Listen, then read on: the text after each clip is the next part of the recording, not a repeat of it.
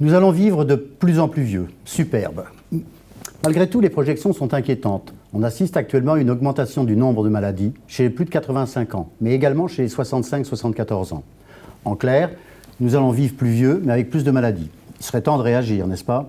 Docteur Pascal Dweck, bonjour. Vous avez écrit le grand livre des secrets de la longévité. Vous êtes médecin du sport, micronutritionniste, mais surtout passionné par la prévention de la vieillesse, du vieillissement, la longévité. Avec une idée et un leitmotiv peut-être, qui est vivre plus longtemps. C'est effectivement le cadeau que nous avons tous aujourd'hui, puisque vous l'avez dit, on va vivre plus longtemps. Comment on peut profiter de ces années pour vivre le mieux possible? Donc, quels sont les trucs? Est-ce que vous avez 54 déclics dans votre livre? Qu'est-ce qu'on appelle réellement vieillesse? À quel moment on rentre dans la case vieux? Qu'on peut se dire, tiens, en se levant un matin, je suis vieux. Alors, c'est difficile de donner une définition précise de la vieillesse, mais la vieillesse, c'est quoi? C'est un déclin progressif de toutes les fonctions. Alors, les plus connus, ça va être les fonctions cérébrales, ça va être les fonctions physiques, les fonctions articulaires, l'arthrose par exemple, ça va être les fonctions pulmonaires, c'est l'ensemble de nos organes, les uns après les autres, qui vont commencer à vieillir. Donc ça, ce sont les premiers indicateurs, et quand on commence à en ressentir les effets, on peut s'interroger sur le fait de devenir vieux. Est-ce que c'est trop tard à ce moment-là? Alors non, il n'est pas trop tard. Il n'est jamais trop tard. D'accord. Et pour vous donner un exemple... Donc c'est un livre d'espoir. Et pour vous donner un exemple d'extrême, pour les personnes qui sont en situation de démence ou qui sont en situation d'Alzheimer, c'est-à-dire effectivement dans un déclin cognitif important, on sait que le fait d'avoir une stimulation intellectuelle, cognitive, physique, de bouger, voire une stimulation alimentaire, peut leur permettre effectivement de profiter ou de ralentir ce déclin. Donc rien n'est inéluctable et il n'y a pas d'âge pour commencer effectivement à changer les habitudes. Alors il faut commencer par quoi si on veut stopper l'horloge biologique de notre vie et la stabiliser ou voire inverser le rythme de l'horloge biologique? Il y a des choses à faire. Alors, par quoi est-ce qu'on peut commencer pour avoir un résultat rapide qui donne de... Alors, il y a trois choses sur lesquelles il faut toujours être vigilant et tourner vers ces trois points.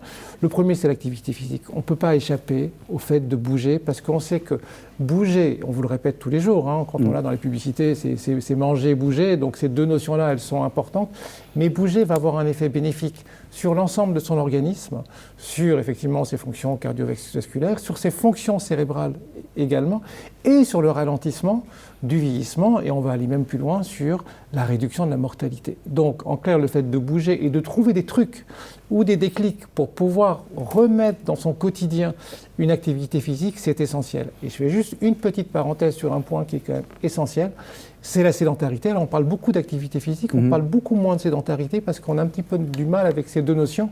Bouger, c'est moi je fais du sport le soir en sortant de mon boulot ou j'en fais le week-end. La sédentarité, c'est passer 8 heures tous les jours sur une chaise, à mon bureau, ou alors devant ma télévision la journée.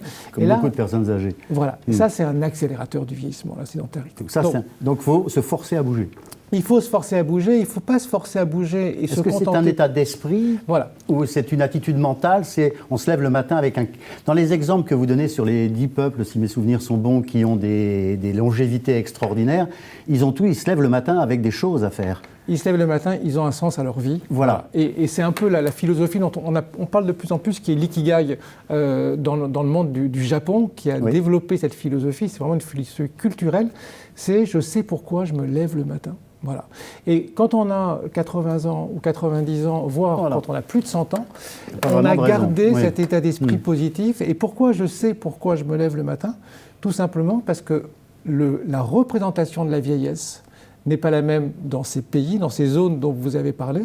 Et puis le rôle que la personne âgée peut avoir n'est pas la même. On n'est pas mis à 75 ans dans une maison de retraite. Non, on est utile. On joue un rôle et on joue un rôle auprès des autres générations. Donc pour stopper le vieillissement, c'est être utile, se lever le matin avec un objectif. On mange quoi? Être entrepreneur. Être entrepreneur. Pas nécessairement dans le sens de créer des entreprises, avoir des projets. Voilà, avoir des projets. Ça, c'est vraiment important. Alors après, il faut se nourrir. Il y a le social, c'est ce que vous évoquez, c'est extrêmement important. L'activité physique, on vient d'en parler. Et puis l'alimentation, qui est le troisième pilier, qui est essentiel. Vous êtes d'accord avec ça. Voilà. Si on doit résumer sur un seul point, parce que c'est beaucoup plus facile, on peut parler pendant 2 heures d'alimentation, s'il y a un élément, un régime qui cristallise tous les bénéfices que l'on peut avoir, c'est le régime méditerranéen. D'accord. Voilà.